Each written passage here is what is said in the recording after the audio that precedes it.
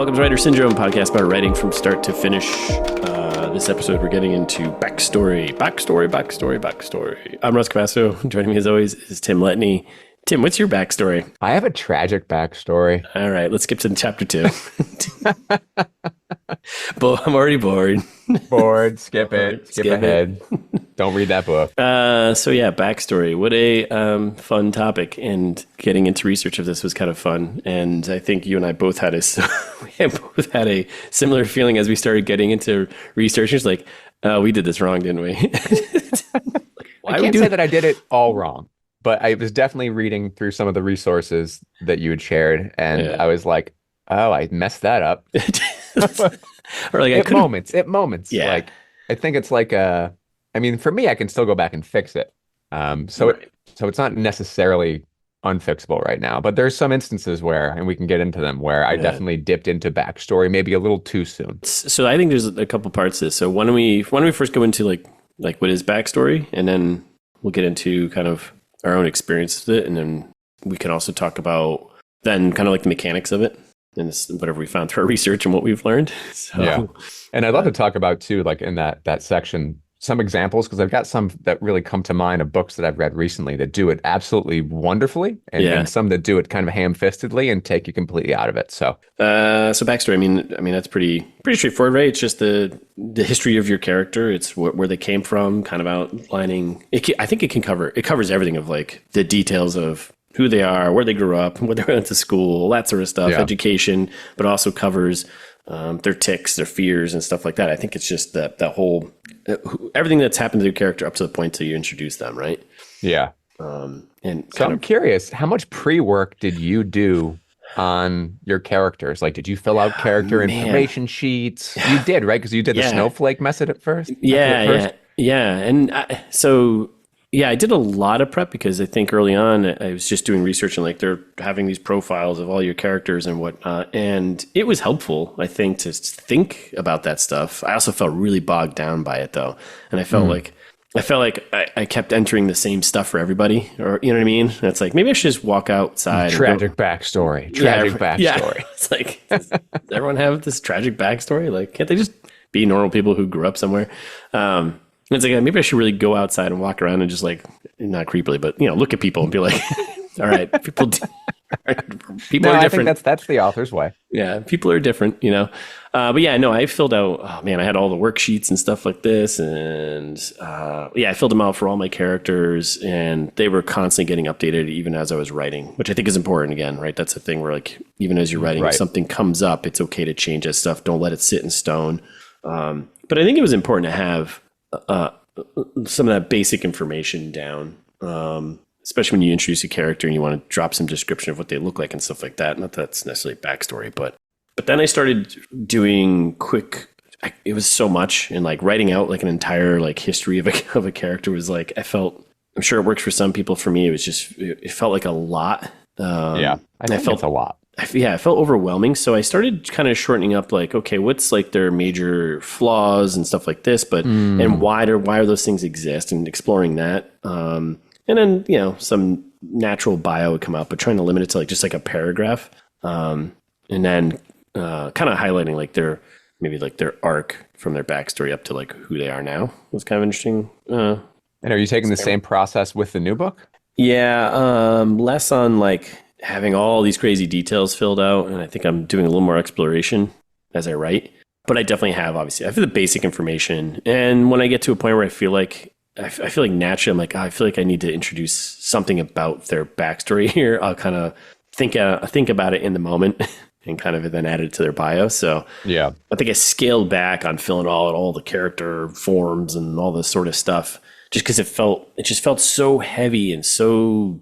Yeah, it just felt so heavy and holding me back from like just getting into it. So it does feel like a potential hurdle, right? I can understand it working for some, but for me, it's way too overwhelming. Like I did some character work this time for the new piece, but that was more character archetypes, a little bit descriptions, and like how they interact amongst each other. But like I have broad ideas, like I know their histories, right? But I don't have pages of what they are. And there's a discovery process for me as a writer that I kind of like to come up with some of that as I'm writing. So I Yeah. think there's an organic thing. And I think no matter how much character work you do in advance, you're It's going to still going to change. adjust and It's going to change stuff. change. So Yeah. it's nice to have, I think, a basis to move forward with. Yeah. But I wouldn't, beat yourself up if you don't have 2 pages of your character's life, especially if the stuff is not important to them in the book, to their character journey, to how they interact. Like if it's Yeah. just and that gets to the next point about backstory. You really only ever want to share things that are relevant Yeah. to like this character transformation that they're going on, or if it's going to, you know, influence how they interact with other characters. Yeah. So do you, so you, Otherwise, it can just be boring. yeah. And so your prep, so what was the difference between your prep for Critical Mass and your new, So critical mass, uh, just in my head, I was like, here are these characters. Really, I had character names, yeah. right? And I'll say that I think I had all of them Mm, pretty sussed out, but I don't think I had their backgrounds necessarily. Like, especially like my Buttons character, who's like this kind of homeless punk that I have in there. I didn't, I knew the type of person he was and the yeah. type of background he could have, but I shared that and I give a little backstory for him, like getting into Act 3. Yeah. I didn't know that backstory until I got there. It Yeah. really helped to be with the character and to Yeah. see how he was interacting. And to me, that gave an informed backstory. And some of the resources that you had sent, right, which was they recommend sometimes holding a backstory. Yep. Don't give too much too soon. Don't Drop bog, hints. yeah, Yeah. drop Yeah. hints throughout. Yep. And I certainly did that with my main. I will say that the thing that I kind of fall into that I need to get better at are these kind of exposition dumps Yeah. where it's not huge and super cumbersome like some examples I've seen, but I do it. Like I'll dip back, 10 years Yeah. and give it a page and a half of a Yep. backstory. And a lot of the books I read do that very, very consistently, like Yeah. consistently. But I understand that you really need to balance the forward momentum of the story Yeah. and the reader's interest in your story, while hopefully giving some background as to why, their backstory matters. Yeah. Yeah. It's a really delicate balance, I think. So I think I hit it sometimes and I flubbed some others. Yeah. Now for the new story for Unhoused, I did so much more character work Yeah. already, Up but front. more on character archetypes and relationships. Yep. I've still kind of got like the jobs and the colleges and, the flaws and all that in my head. Like they're Yeah. there, but I Yeah. don't have pages and pages filled out for each of them. It's kind of brief. I'm finding that with the I'm taking the Tim Letney approach this next book here where I'm just kind of writing on the fly some parts and like doing a little less prep. I'm finding that like you almost Let me approach. the Letney approach, it almost kind of forces you to. It's actually kind of making me trickle out information here and there, You don't know it. because I don't know it. So it's like, oh, this is kind of working for me. And it's like, you know what, right now feels like a good time to like reveal something about them and how they think about the world, or maybe something about their past through dialogue. And that's another big thing too, is like how to reveal this information, which we'll kind of get into a bit. But yeah, I'm finding doing that. It's because I don't know it. I don't really have it in my head. Like I've got very rough idea, but sometimes it's just a feeling of like, okay, right now feels like a good time to like just drop a little something. Yeah. Because it's important to the story and or just kind of fills out the character a bit more and like their arc and their change. So I like thinking back to like the very first book I tried to write, and it always felt like it was called Negative Space, and I was like, oh, it's whatever. It was garbage. It was my garbage first attempt, I hope. yeah, But I had no backstory, right? yeah, And all of my characters felt like completely two-dimensional cardboard, and I didn't know why, yeah, really. yep, I had like a formative Batman moment, really, but I didn't have backstory. yeah, I think that is one of the main reasons. I didn't include backstory. The characters themselves didn't feel three-dimensional and real and lived in. And I think that's when done correctly, when weaved in through a book, backstory can really help make your characters feel more true to life. yeah, yeah. I think I had the same problem with Host as. And I've said this multiple times. Like those first couple drafts, my characters were just kind of cardboard cutouts because I didn't really have a backstory for them. And then as I kind of progressed, I started filling them in a bit, and I was like, okay, this is they're starting to feel lived in this world. And of course, Lilo, she's like the most important one who I kept that shrouded in kind of like mystery because that was on purpose, you know. And that one I just was probably had the strongest awareness, the strongest. I had like the best view of her backstory, I guess, before going into writing. So that was kind of fun because then you could trickle out these the mysteries of who she is and where she's coming from. I picked up Host again the other day. And I'll tell you, I think you do a really nice job in your early chapters about trickling backstory. You really have your main almost in a memory. You know, it's like this hollowed out version of his youth where he's visiting, you know, this lake house and kind of going through his dad's old stuff. But you're not mired in pages and pages of backstory. You just have these little blips, like these little moments about them spending time together and the stuff his dad was working on, like these moments there that inform not just, you know, who Elliot's dad was, but who Elliot is and you know what his goals will ultimately be. So kudos on that. I thought you hit a nice balance there. Thanks. I didn't plan that, but thank you. I mean, yes, of course. I thought that I had that very much planned. Yeah, and it works out because it ties to. I think it works because it also you're getting a little bit. You're getting some of the backstory with him, but it's also pushing along the story and like the inciting incident for him, basically. You know. I have these moments in mind, and they were completely and utterly organic, but I absolutely love them. You know, I have my main character who's like a teenager, and you know, she's coming home late over and over again, and it's like the mom's waiting up for her night, and the mom's kind of sitting on the couch watching like late 70s creature features on their like TV. Yeah. And you know, my main would come in and try to go upstairs and not talk to her mom, but the mom would like call her over and she has these kind of uncomfortable memories of her relationship with her mom while watching these creature features, which then flash forward to like Act 3 when Judy's kind of in her own creature feature. And it's like this nice connective tissue. Yeah. None of that was planned. All of that was just like organic creation. And that's the stuff that like gives me oxygen, which is why I don't think I couldn't have done it in advance. Yeah. I couldn't have pictured that in advance. I knew who the mom was. I knew who Judy was, but I couldn't have pictured that interaction. Yeah. And then the connection to Act 3.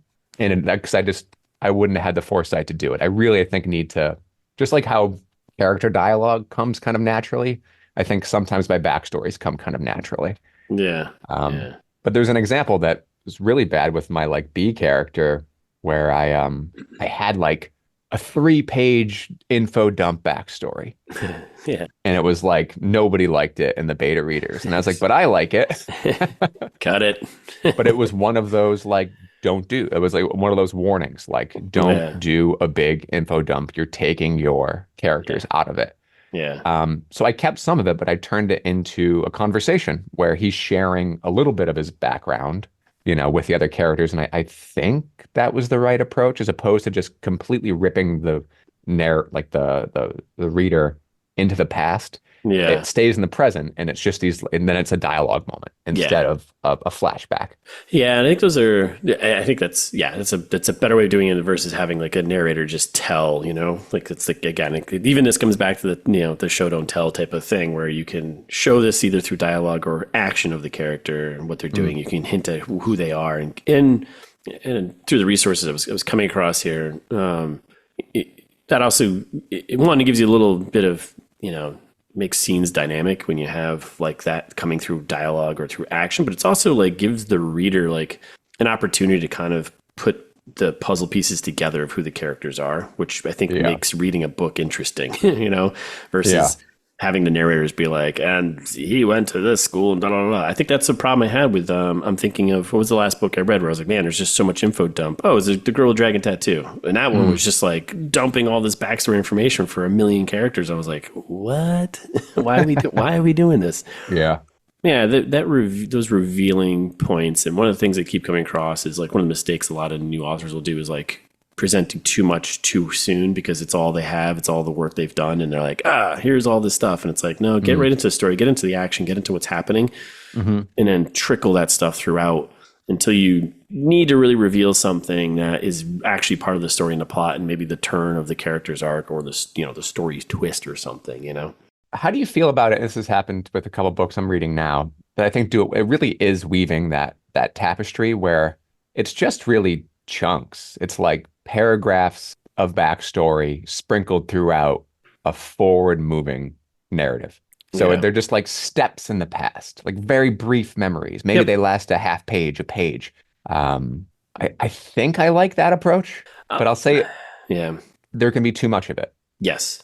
Yeah. I'll give you a great example. Like right now, I just started reading like another Jack Reacher book. They're fun. They're fine. And they're kind of somewhat in my genre that I'm writing right now. So, but those books, they do a lot of that where like, there'll just be like a paragraph or so of like some Yeah. backstory memory of this character maybe they're interacting with, but it's all from the narrator. Yeah. Or maybe it's like from Reacher's like thoughts or something. Yeah. And I'm not like, I think it's okay, but if it's overused, which I think sometimes that happens in some of these Reacher books, it's like, okay, this feels like a template here of just like information you're giving me.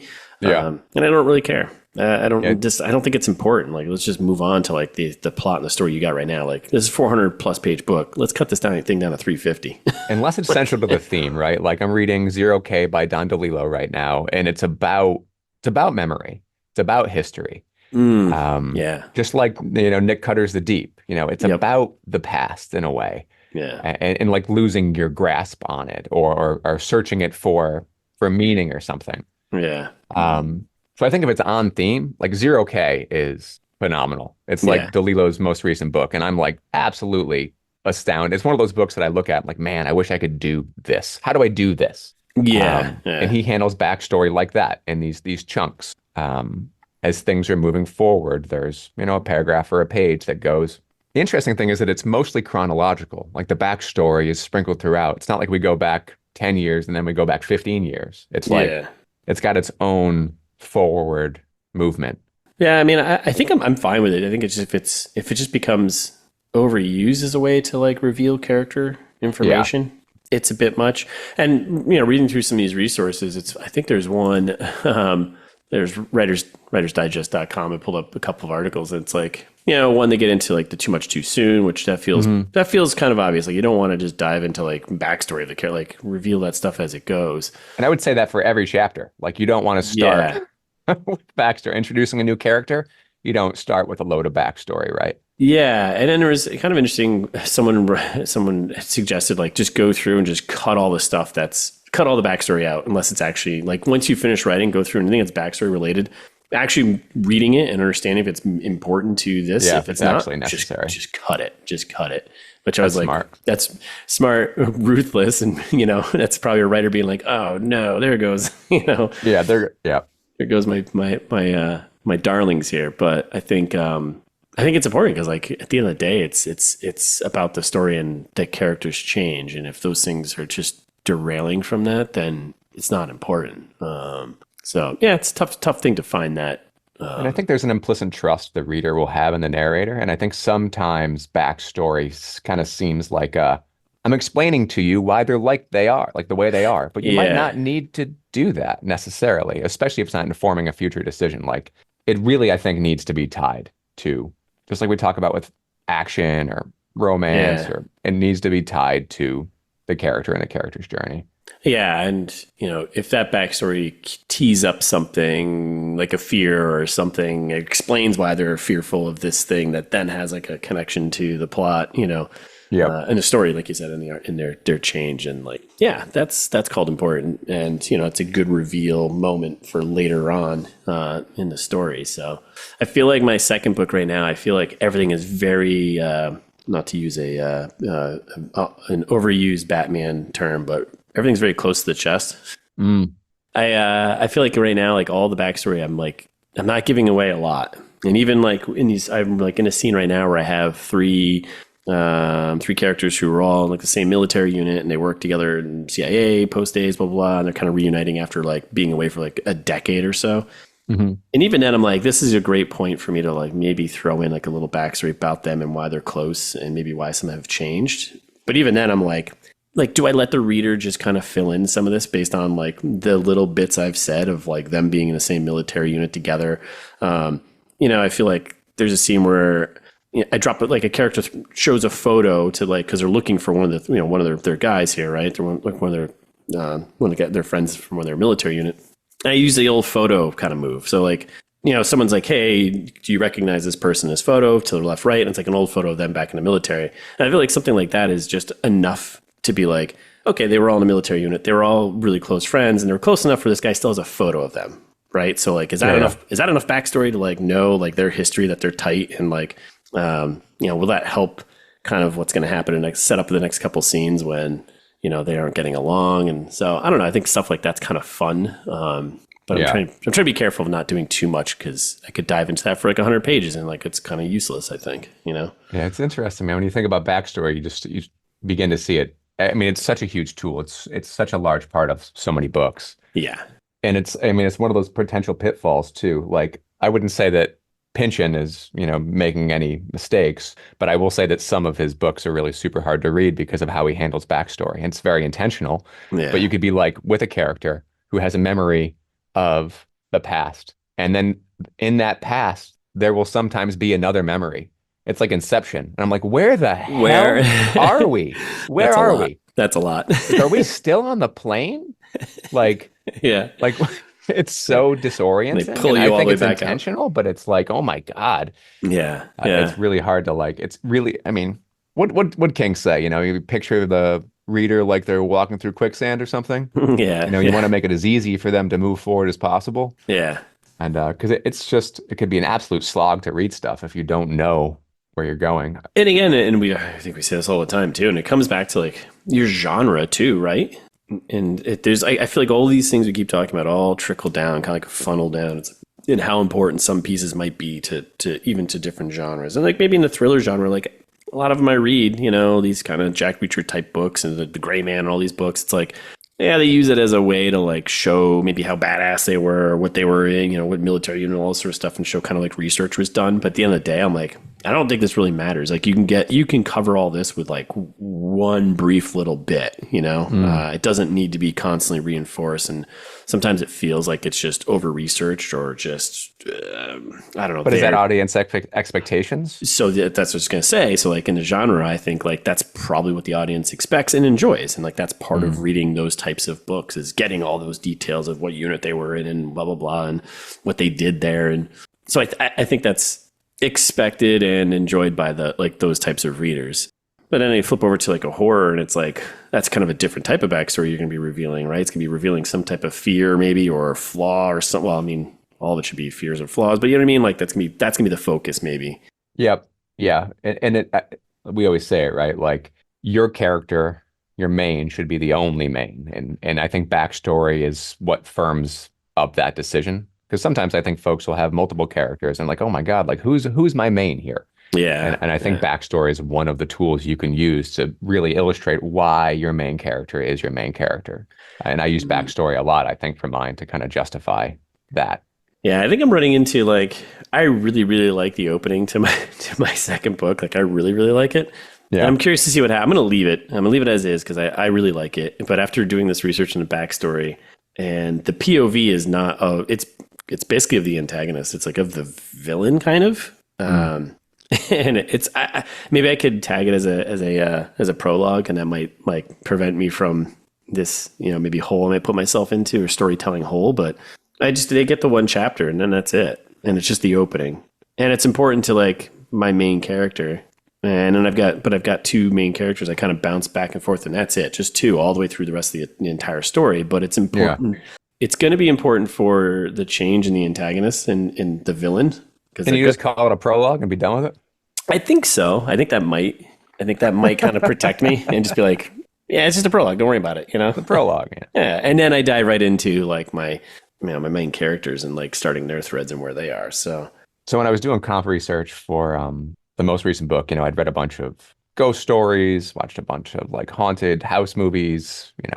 It's interesting because I think the core of those movies sometimes is kind of a mystery. There's like the why, why is there a haunting? Why these characters in particular? I think it's the same thing with backstory sometimes too, that it's like this mystery that should be held on to until much, much later. Yeah. There's a big reveal. I don't like to talk poorly about other authors or other books, so this isn't that. But I will say that I read Grady Hendrix's How to Sell a Haunted House, which was misleading. They never sold the house. I read it. Then, I think they eventually sold the house. Spoiler alert.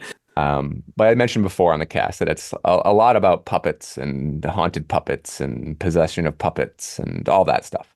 But he does. He deals Yes. with like the mystery of the house and like when I think the book's firing on all cylinders, it's like Act One. There's like a mystery kind of at play, Yeah. and things become very tangible. And there's a lot of backstory about the puppets and the kids in their relationship with the puppets when they were younger, and then there's flashbacks to how they were as kids when they were younger, and it all kind of works. Like he's weaving it pretty well throughout, and I was actually genuinely curious to learn more. Yeah. And I was like, wow, man, this book is cooking. It's cooking. It's like I'm not loving the story, but it's cooking, and it almost reminded me of like Ready Player One, that I was just like flying Yep. through it. It was like 4 pages a chapter or Yeah. something, Yeah. Yeah. like 12 to 600 words, something really small. Yeah. And then you get to a flashback that begins at a Waffle House, or maybe an IHOP. I think it begins at an IHOP, Did that Waffle and House it's get like, a oh, we're gonna backstory? get into a flashback, and it starts, dude, and it's like 20 to 30 pages of flashback. Holy So smokes. it's cooking, right? It's this, all of a sudden there's a novella in the middle of the book Yeah. about this kind of disconnected puppet collective that took place in a different state with a different character, Oh, so it's related to the brother, yeah. but it's not related to moving the story forward. Yeah. Yeah. I know, Okay. honestly, I think the whole thing, every piece of that flashback Yeah. could have been cut, Yeah. Just cut it. or it could have been handled with a little piece of dialogue, Yeah. because like you just jam on the brakes, and then Yeah. all of a sudden I was like, because it's so far removed, and we're so far in the past now, we're going like 15 years before, that the Yeah. It's momentum is killed, and I don't care what's happening there. And yeah. this is one of the things, and one of the resources that you'd sent along had mentioned, and I thought of this example, which was use deep flashbacks really sparingly, because Yeah. they're not exciting to read, Yeah. because they're so far in the past, or it didn't affect the character too much, because they're here telling the story, Yeah. and Yeah. you've been with them for a while up until this point. So I think that's one of those examples of it completely ruined the momentum of the Yeah. narrative. Took the reader out. And I wouldn't go as far, and I know some folks will say, like, and you'd mentioned it, go through, cut out all the backstory or wean it down. I wouldn't say you need to do that completely, because I do think that it adds Yep. dimensionality to your characters. Yeah. But if you have written a 20-page story, Short story in the middle of your a novel. short That's story all in the flashback. middle of it that Yeah. isn't really crucial, it Yeah. feels like you're just kind of in love with the story you told. It feels like an aside. Yeah. Um, Yeah. That's kind of interesting because you'd think like an editor would have flagged that. Maybe they did, and he was just like, "Nah, I'm keeping it." I mean, he's established enough that I think that, he just could do it. Yeah. Yeah. I mean, it's a fun little side story, I guess, if you like puppet collectives, but it goes from haunting to possession to like kind of this Manson-esque, like, it Yeah. doesn't matter. I don't need to get in the muck. I don't want to have a flashback about this in our No. Yeah. podcast, It's world because we'll building. lose the thread, but It's world building that didn't need to happen. And I think it's a unnecessary. justification for what happens later in the book. There's like a third act high Yeah. tower surprise that happens. Yeah. And I think that huge flashback is the justification for it. Absolutely not necessary, though. Yeah. I mean, Yeah. you're dealing with a fantastical world anyway. Like, you don't need to give me this much reason for why something's happening later. Puppets don't need backstory. And the whole time leading up to it, like, the character's like, I never told you what happened when I was at BU. And it's Oh, like, well, what no. happened when you were at BU? Yeah. Wait until we're at IHOP. I mean, crazy shit does happen in Waffle Houses. So Yeah. if you're going to reveal the puppet collective, I guess at a Waffle House is the way to do it. But I mean, I'll say like we always say, handle it with intentionality. Yeah. Make sure it's adding to the story. And, don't beat yourself up on the first draft, but, be free and Yeah. easy with the delete button on your edits. Yeah. We need to take our own advice this time around. I know. I think now we're ahead of it, right? Now we're like, yeah, I'm thinking about Isn't it this. fun? I'm like thinking about it like my buttons backstory that I have, like, my transitioning into Act 2 or Act 3 a little bit. And I'm like, it's a justification for what happens at the end. I got positive feedback about that flashback. Some people, I mean, I certainly held it. I held it for 300 pages. Yeah. Yeah. But it's also not 20 pages long. It's like a page. Yeah. Yeah. So it's not, you're not totally taking the reader totally out, but Yeah. how necessary is it? You can't be perfect. Well, I don't know. Is there anything else is there any more backstory we need to do on backstory? No, just that it's crazy important and I think rarely thought about. It's such a huge part of your novel. Yeah, or maybe it's overthought too. I don't know. There's like a weird balance, right? Because if you put too much in and you're like, that's all you have, and then you're just dumping that, that's not a novel. That's Yeah, just I mean, I think you do need to do the work and some of the research, and then just make sure that you're not including everything that you did. Like you yeah, just need to kill your darlings, yeah. even if some of that work is while you're writing. Like, and this is me talking to myself. I should I cut know some this of is that this is stuff. this is more of a podcast for us to go back and I listen have like to. a flashback to like why my character's a vegetarian. I probably don't need that, Nope, got right? it, got No. it. Nope, Now, granted, it's like half a page, but got it. I'm sure I could cut it. As part of one of those articles, I forget which one it was. There was one author they had mentioned who actually writes out in the book or writes out the entire like backstory and will chunk it up and then drop little bits into the like the actual story itself. Which I Oh, thought, interesting. That yeah, seems so divorced from the narrative, yeah. I was unless like, you're really planning page by page. yeah, I was kind of mixed on that one. I was like, that's an interesting approach, but that's a lot. Like you're writing a backstory for each character or whatever, maybe just your main. I guess you Yeah. just for your main, I guess you do that. That's a lot of effort to do for everyone else. And then cracking that up into little chunks that then you can drop here and there. I mean, part of me Yeah. is like, I'm almost like tempted to try that just to see if I can shape it to work for me. But also Yeah. like, I'm also like, that feels like a lot. I just want to get into getting the first draft done, you know, and I can't see it yet, but what's interesting about that DeLillo book, Zero K, is that the flashbacks, not the flashbacks, but the backstory that he's weaving in yeah. seem almost divorced from the forward momentum of the Oh, okay. story. Yeah, yeah, yeah. Like, I think I use mine, like, I have an over reliance on backstory as justification for current actions or maybe something that's going to happen, a few chapters from now. And I think his is completely different, where it's like vaguely connected. Yeah. It's kind of like it's odd.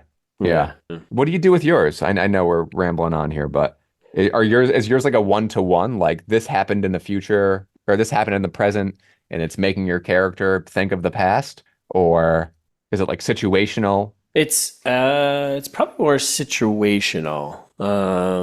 So like you're saying like what's triggering like a backstory moment for a character to get into or why like as a narrator would Yeah, and is it relevant to what the character's currently doing yeah, like or will be doing in the future? I guess it should be, yeah. So going back to my unless it's just example, adding texture. a little bit. I mean, it's kind of both. I mean, so definitely situational. Like right now, I'm writing this scene where these three, friends who were in the military, blah blah, they're reuniting together, right? And they're kind of like they've seen how they changed over like the decades they've been, have not seen each other a decade or so. And my main character, the person whose POV controls the scene, they're in their home and they're kind of like looking and inspecting and like pulling out little things that like, oh, this person used to do this thing or they used to be like this, but I can see now it's like really exaggerated or something, like, and then Yeah. I kind of hint at like, then I'll get into like really brief, like 1 or 2 line flashback of like, oh, I remember when he blah, blah, blah. This is why he has this object or these books about that topic, and like kind Yeah. of, in a way, so it's like the character kind of revealing another character's kind of history, but in the moment, definitely situational and definitely leaning into more conversational. So, yeah, I Oh man. think that answers It's it. funny. I'm smiling because I'm like, my current one, I'm gonna be really lean on backstory because I don't think you can maintain tension or dread when you're flashbacking to certain things. It's just Yeah. not No, scary. no. But I have a really big flashback planned. Oh, no. And I'm like, maybe I shouldn't. I don't know. But like I've got like it's once again, it's like the Hightower surprise. It's like We'll write it. it's like the mystery of why, and Yeah. I've got red herrings kind of throughout, and it's the answer. And then once again, it's like, but it might completely kill the forward momentum of the story. But I I think certainly you, have it. I think you stick with it and then you probably won't know until, someone reads it and tells you. Yeah. Or when you go back to your first edit and you're like, if you pay attention to it, like, oh, So yeah, funny. I was just crapping on Grady Hendrix for doing it, and Yep, and I had planned the same thing. uh-huh. Huh. Maybe that's subconsciously stuck into your head. You're like, No, because I planned it before. yeah, You know what I think maybe did? I think Barbarian. That might have stuck in my head. yeah, They have like a. Did you watch Barbarian? yeah, yeah, yeah. It was good. That flashback, to it Yes. yeah. Yeah, I think that's what stuck in my head. I think if you keep it tight, You know me, man. It's not going to be tight. Nope. It's going to be like a 100,000 page flashback. 100,000 pages. It's going to be a book within a book. All right. Well, that's good. I think we covered everything we wanted to cover in backstory, right? So, Love it. Well, what's your tragic backstory? Do you have one? me personally, Yeah. I can't tell you that. Oh, no. You have to Well, find wait, out. wait 100 more episodes and then tell me. Yeah. I'm going to trickle this out through dialogue, Tim, obviously. Like, I know how to tease the listener with my Okay. backstory. So what do you watch and read? Let's see. I'm in the middle of too much stuff. Yeah. So I'm coming to the end of Millennial People by Ballard, which also has a shocking amount of backstory, which is really sometimes hard to follow. I'm blowing through Zero K by DeLillo. I had jury duty like last week, and I brought that. It's a quick read. It's a phenomenal book. It's just really, really good. It's almost sci-fi. Okay. The premise is like, our main character, it's like a first person narrative, goes to meet his dad and his dying stepmother at a facility somewhere in like Urkesh or something. Yeah. And the facility is meant to take terminal patients and, cryogenically freeze them, with better technology than what's been used in the past. It's like a little futuristic. Yep. And it's this whole kind of meditation on the meaning of life and the meaning of memory and, future societies and, what will humans be as we extend our lives beyond death, and will art matter and will life matter and will relationships matter? But it's very lean. Like he's a very lean, simple, clean writer, Yep. which matches the space. Everything's like almost like a mausoleum, mixed with like a hospital. It's very cool. And then I'm really close to giving up on Authority. Really? That Vandermeer book. I'm just having the hardest, like, I'll sit down to read it. I get 2 pages in and I'm like, dude, I'm just not enjoying this book. Really? So I want to stick with it, if only to get to the third one. The third one in the you said, Southern Reach trilogy. I think you kind of mentioned this last time too, and it's just been a common thread. Other people have said like, yeah, first book great, second book kind of like bleh, and then third book comes back. Yeah, supposedly the third book comes back. But once again, it's probably intentional. Also, tons of backstory, which is actually more interesting than the story because it's just some guy meandering around an office. And I'm like, get out of your office. Yeah, like, this is boring. This is what I do every day. I don't, but you know what I mean? You know what happened? It was so odd in the book. They have the main character, Control is his like nickname. Yeah. He goes to the border into this kind of alien world. They look at the border. They talk about the border. They say don't look too much at the border. Yeah. And then the chapter changes, and now we're back at the office, and we're having some kind of forward momentum of a conversation. And then the section changes, and then we're in the car coming back from the border. Like, okay, the time gets scrambled in a weird way. Okay. And I'm like, is this intentional? Was that an intentional decision? You're going to find out. And if so, why? Because I'm like so confused as to why. Because it's not really it almost reads like a backstory. Yeah. But it's only 2 hours ago. I don't know. I guess a brief flashback. Anyway. Messing with time, maybe there's some point to it towards the end. Yeah. And then for watching, what I watched the start of the second season of House of the Dragon, which I thought was good. I never got into it. All backstory for Game of Thrones. Yep. Entire show, just backstory. But they're crafting a compelling narrative, yeah. And it's far enough removed from that show that it feels like it can work on its own. And I think that's it. I don't think I've watched any really good movies or anything lately. I've got one I'm going to bring up with you. We'll have a quick little rant about it, I'm sure, in a minute. But bring it. So reading-wise, I'll save it for the end. Reading-wise, I finished that Left Hand of Darkness by Ursula K. Le Guin. For some reason, a lot of people that I know are reading her books right now. Book came out in 1969. She's up there with like the Frank Herberts and the, in terms of sci-fi writers. Cool. Her thing is feminist sci-fi, and this book is kind of like an exploration of gender, and I think it was really important in 1969. And she's like being rediscovered now. Is that it? I don't know if she's being rediscovered. It's just at random, 2 or 3 people that I know are all reading her books right now. I was like, okay. But I found the book really boring. Well, maybe you're not the intended audience. I don't know. I mean, it's science fiction. It's just a ton of like the world building in detail is fantastic. This exploration and commentary on gender, I don't know if it really had anything to do with the story. So it's kind of weird, but it's also part of like I think 4 books. I was told you can read them all kind of standalone, but like the world is kind of like lives in 4 books, and this is the 4th one. So yeah, I don't know. The Wait, writing. that's the 4th one? Yeah, it was the 4th one. Oh my God. Yeah, I could see how it like the writing is very prosy. It's very kind of literary kind of vibe to it. That'd be like jumping into like God Emperor Dune and being like, what am I doing? Yeah, but I think from what I've been told, they're all very standalone. They're just like there's maybe some crossover characters, but there's no like cross thread between like the story that's going on in each book. You know what I mean? There's the world, right? Must be like the world building. Sure, but it happens in this book, right? Oh, really? Oh, yeah. There's like a ton of it. The detail is it's there, and that's great. But yeah, I just found like the story itself to be kind of slow and kind of boring. She's got another series. I think that's I've heard is much better, but this one is like her kind of other big one. But yeah, it was very prosy writing, which for me was hard to read at some points. It reminded me of Lois McMaster Bujold, who I enjoyed her books. It takes a bit to get into that rhythm of like the way it's written, the word usage, and the prosy. Also, I came from reading Salem's Lot to reading this, so right. So easy like, breezy book like beach read to eating sand, which is like the commentary and the topics and themes are very heavy, and the writing is just it's beautifully written. It's just like tougher. It was really hard for me to get into a groove with it. I got halfway through. And I was like, wait a second, is there a second character here we're following? And yeah, like apparently there's 2 characters you're bouncing back and forth between in first person point of view. I'm like, oh my God, that's hard to follow.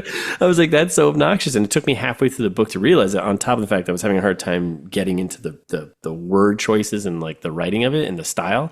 Then I got like halfway through and I was like, wait a second, are we been following 2 characters the entire time? You know, that's kind of reminded me a bit of N.K. Jemisin a little bit. Yes. Yeah. But at least that bounced from first, second, and third, where this is just first and first. It is first and first. Okay. That's a tough, like, I don't know who's who. And like, it just took me a while to figure this out. So maybe that's the theme. Maybe that's the point. If it's about like gender and that's true. Yeah. Identity. Right. I think it's still an important book. I just couldn't get into it. And then I started. That's interesting, right? Because they're making you identify with 2 separate characters in the first person. Yeah. Then making you yourself split between 2 people. Yeah. That's probably super intentional. Yeah. Yeah. Hard to read. Yeah. Very hard to read. But yes, I could see that being very, especially with it. So I started reading, to lighten up a bit. I went back to, like I said, mentioned earlier, one of these Jack Reacher books, the Bad Luck and Trouble. It's the one that the season 2 was based on. And I watched the episode this season, and I enjoy it. It's fine. I decided to read the book because I wanted to see the translation from the book to the series, and it's been pretty 1-to-1 so far. But it's funny because like in the show, there's a lot of flashbacks, because it's about this Jack Reacher's old military unit, like kind of coming together to solve a crime of one of their teammates got murdered. Yeah. So in the show, there's a lot of flashbacks to them. Showing them building up, who they were and stuff like this. In the book, it's they don't jump to like scenes of them hanging out, but it's definitely Jack Reacher remembering these moments and like having, like I said, like these multiple paragraphs of like describing this character who's not around because they're dead. So we have to learn about who they are. So it becomes a little heavy. It's like, I don't think we need all this. Just cut it. It makes me think, I wonder if one of the reasons that Furiosa tanked was because it was a prequel and it's essentially backstory to Fury Road, because nothing new can be gleaned. I mean, that's just a really deep flashback. Yeah. And Fury Road itself is the satisfying conclusion of that story. Yeah, you almost wanted Furiosa to come first and then do. Yep. But so then watching wise, I watched the first 2 episodes of The Acolyte, right? You watched The Acolyte? Yeah, I watched the first 2 episodes. I'm surprised you watched that. You've been kind of off the Star Wars train for a while. Yeah, I mean, has there been anything else that's come out since? Yeah, there was Ahsoka, right? You didn't watch that, did you? No, I did. I watched Ahsoka. Oh, you did? Yeah, I thought it was fine. I liked it. Okay. I watched all the seasons of The Mandalorian, where they do 3 of them. Yeah. Book of Boba Fett, which my favorite one was with Lizzo and Jack Black. That was the best episode. I don't know if I remember that one. It was terrible. It was absolutely terrible. So yeah, I watched the first two episodes of The Acolyte. I'm like, oh, this is like a martial arts movie. It's kind of fun. Hmm. Okay. And a mystery. It's a mystery crime, mystery thriller wrapped in a martial arts movie. I'm like, that's fun. I'll probably still stick with it. It's fine. And I did see Furiosa. So the last time we recorded, that night I was going to see Furiosa, and you had comments. We had both had comments. We both talked about it already. But yeah, I think you're right. Why wouldn't it do well? Because like everyone's like, well, do I really care about her backstory? Why not tell me this story first? Why are we going backwards? Yep. I mean, it's worked for a lot of movies doing a prequels, right? But yeah, I think the narrative itself wasn't compelling. I think it was like, I can't even say it was beautifully shot. I think there was moments of it I really liked, and there was moments of it that I thought were completely and utterly unnecessary. And the over-reliance on CG, which I'm usually kind of okay with, like, but there were like just such ridiculous moments where things could have been practical and weren't practical, like Chris Helmsworth driving a car. Like, yeah, and the I don't know, weird choice of like de-aging some of like or doing CG versions of like the Bullet Farmer and stuff. I'm like, oh yeah, this is just this stands out too much because I know that's not true. And then I heard that they like did an overlay of Anna Taylor-Joy's face on the younger actress as she's aging. I was telling you this. I was like, because it blew my mind because she had done. I don't like that at all. And explained, I was like, wow, this child actor looks exactly like. Holy smokes, where'd they find this girl? Yeah, it's because it's Anya Taylor-Joy's AI'd face over her face. I was like, I don't know how I feel about this world right now we live in. It's one of those things that I don't know if I'll ever watch again, and I'm happy I watched it. I don't know if I'll watch it again. And it kind of diminishes Fury Road to me. I don't know if it does that for me. If anything, it makes me like Fury Road even more. But I don't know. I think like I enjoyed it. I still enjoyed it, but I do have gripes like you do. And like it's not as tight as Fury Road. I think it's the other problem too. It's like 2 hours and 40 minutes. It's like it doesn't need to be that long. No, and I just felt like there was like a lot of rinse and repeat and a lot of like, oh, okay, we're cutting to black, and then we're cutting to black. I just felt like we could have cut a lot of this stuff out, and some of the stylized stuff, which was like I'm fine with that, but it was like felt like an overusage of it, and it kind of took me out. There's some moments I'm like, why is this so overly stylized with CG right now? Like, I mean, he definitely did it in Fury Road, like quite a bit, but this felt like that, but turned up like even more. I'm like, do we need more? We don't need more. We need either the same amount or less. Like, right? Yeah, I agree. And trim 30 minutes off this movie. I think the whole Bullet Farm section could have been cut. Probably, right? I will watch it again. I will probably own it. I mean, I still think it's a good movie, and I enjoyed what was going on. I could see. You know what I probably needed? I probably needed like a couple beers and you to enjoy the movie. Instead, I was like stone cold sober, with Jill and a neighbor, and I was there like, I don't know. I wasn't there to have a Rick rolling good time. I was there to like watch a good film, and not just have a fun experience. At the end of the day, it's a Mad Max movie. You know what I mean? It's an over the top ridiculous movie. Like Chris Hemsworth coming out. Like I thought he was great. I thought he was fun. Yeah, he was great. I thought all the acting was fine, the CG or not. That bald cap drives me crazy. Drove me nuts. Yeah, it was a bit much. Yeah, I think you might be right. I think it's just because it's all backstory for. I think it relates to the episode we just talked about. Like you're sharing information that doesn't matter. It's a whole 2 hour and 45-minute movie that leads up to a really satisfying movie with an actual conclusion. Right. Like you just learned who she is in her past, but it's like, do you need all that? It's like taking that break in between in the book, and here's a 20-page flashback. Yeah. I don't think anybody was asking the question, who is she and where she came from? Whereas like things like Star Wars that have built up like a culty religious type following, people are like curious about how Vader became Vader and Obi-Wan ended up in the woods or whatever, the desert. Yeah. Be curious to see what the next a Mad Max story will be. I think we'll be old men before they finance the next one. We'll probably get an anime or something on Netflix or HBO. In terms of reviews, like people love it. I mean, it's like over 90% Rotten Tomatoes. I know that's not like the end of the world, but it gives you a pretty good barometer of like whether people like. Yeah, people did enjoy it. So I think as you get older as a director, people are a little kinder. I think if like I think if like some upstart director made that, they would just tear it apart. Yeah, I think like if it was the director of Aquaman or something, they would have been like, "What happened to James Wan?" James Wan. Yeah, I think we're done here. That's our episode. Thanks everyone for listening. Join us next episode. We're going to get into symbolism. Which I think ties to this because sometimes I use backstory to introduce symbolism. Probably not supposed to. I don't know. I think you do whatever you want. They're your words, Tim. You can do whatever you like. So look for that coming soon. If you enjoyed this episode, know someone that would, you should share it with them. Follow us on Instagram at Ritter Syndrome Books. If you're someone that wants to talk about writing, you're an author or an editor or whoever, you can reach out to us and find all of our episodes at writersyndrome.com.